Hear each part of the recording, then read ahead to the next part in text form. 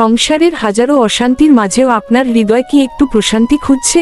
তবে আজকের এই বিশেষ আলোচনাটি আপনার জন্য। নমস্কার, মিলন দেবনাথের পক্ষ থেকে আপনাদের সকলকে হরে কৃষ্ণ। কৃষ্ণা টক্স বাংলা চ্যানেলে আজ আমরা জীবনের এমন কিছু ধ্রুব সত্য নিয়ে আলোচনা করব, যা আপনার যাপিত জীবনের প্রতিটি মুহূর্তকে বদলে দিতে পারে। আমরা সবাই এক অপার্থিব শান্তির সন্ধান করি, কিন্তু সেই শান্তি কি বাইরে পাওয়া সম্ভব? শাস্ত্র কি বলে? আজ আমরা শ্রীমদ্ভগবদ্গীতার জ্ঞান এবং কিছু দিব্য উপলব্ধির মাধ্যমে সেই সত্যটি চিনে নেওয়ার চেষ্টা করব। প্রকৃতির মাঝে পরমাত্মার বিভূতি। আমরা যখন প্রকৃতির বিশালতা দেখি, তখন মনে হয় এর পেছনে কোনো এক মহান কারিগর আছেন। শ্রীমদ্ভগবদ্গীতার 10ম অধ্যায় ভগবান বলেছেন, সব সুন্দরের মূলে তিনিই। নদীর কলতান বা শান্ত বনের মাঝে সেই পরমেশ্বরের বাঁশির সুর লুকিয়ে থাকে। আপনি যেখানেই যান, প্রকৃতির এই সৌন্দর্যের মাঝে কৃষ্ণের সেই অসীম ভালোবাসাকে খুঁজে পাবেন। অহংকার ত্যাগে প্রকৃত মুক্তি। মানুষের দুঃখের বড় কারণ হল অহংকার। গীতায় ভগবান বলেছেন, অহংকারং বলং দর্পং, অর্থাৎ অহংকার ও দর্প মানুষকে সত্য থেকে দূরে রাখে। যখন আমাদের মন থেকে আমি ভাবটি মিটে যায়, তখনই আমরা সবার মাঝে সেই এক ঈশ্বরকে দেখতে পাই।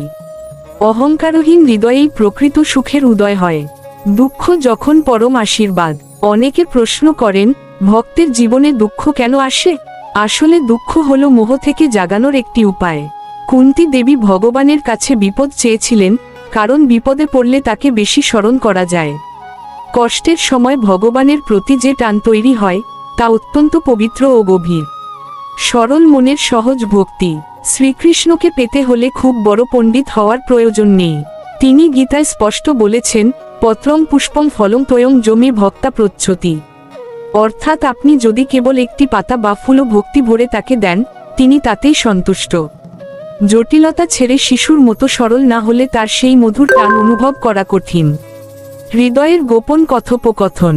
আমরা যখন নির্জনে বসে প্রার্থনা করি, তখন জানবেন আমরা একা নই। ভগবান আমাদের হৃদয় পরমাত্মা রূপে অবস্থান করেন। তিনি সবসময় আমাদের মনের কথা শুনছেন। এই বিশ্বাস থাকলে জীবনে কখনোই নিজেকে একাকী মনে হবে না। জীবে দয়া ও কৃষ্ণ সেবা। প্রতিটি জীবই পরমেশ্বরের অংশ। তাই শ্রীচৈতন্য মহাপ্রভু বলেছিলেন, জীবে দয়া নামে রুচি। কাউকে কষ্ট দিয়ে ভগবানকে পাওয়া সম্ভব নয়। আর্তের সেবা করার মাঝেই কৃষ্ণের প্রকৃত সেবা লুকিয়ে আছে। আপনি যখন সেবা করতে শিখবেন, তখন জগৎ আপনাকে ভালোবাসা দেবে। প্রতীক্ষার মধুর আনন্দ। ভক্ত যখন ভগবানের জন্য পরম ধৈর্যের সাথে অপেক্ষা করেন, সেই অপেক্ষার মাঝেও এক অনন্য মাধুর্য আছে। এই প্রতীক্ষাই আমাদের হৃদয়কে আরো বেশি খাঁটি করে তোলে। ভগবান তার ভক্তকে পরীক্ষা করেন ঠিকই, কিন্তু কখনোই ত্যাগ করেন না। শর্তহীন ও নির্লিপ্ততা ভালোবাসা। প্রকৃত ভালোবাসা হলো তাই, যেখানে কোনো প্রতিদানের আশা থাকে না। ভগবান আমাদের ফল আসক্তি ত্যাগ করে কর্ম করতে বলেছেন, কর্মণ্যেবাধিকারস্তে মা ফলেষু কদাচন।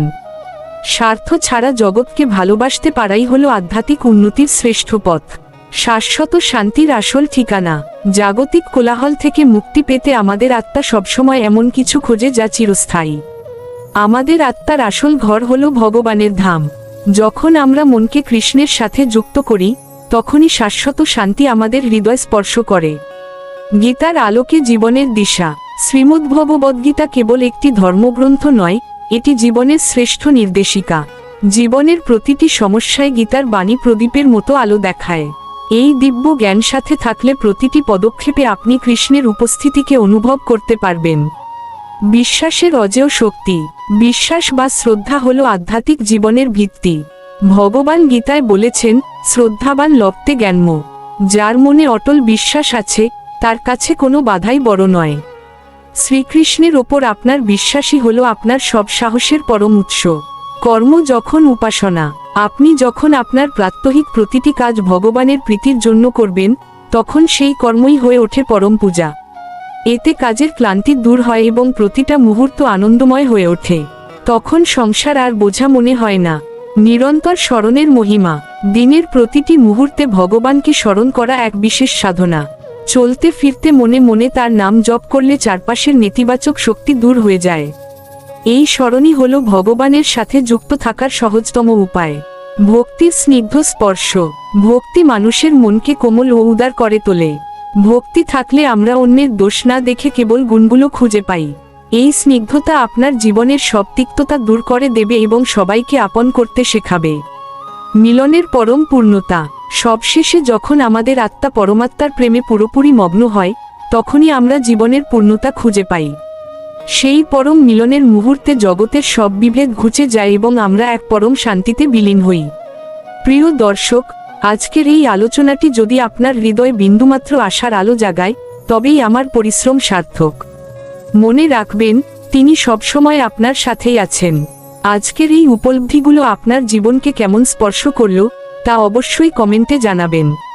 প্রতিদিন রাত 8টায় আমাদের নিয়মিত আলোচনা শুনতে ভুলবেন না। সাবস্ক্রাইব করে এই আধ্যাত্মিক পরিবারের সাথে থাকুন। হরে কৃষ্ণ।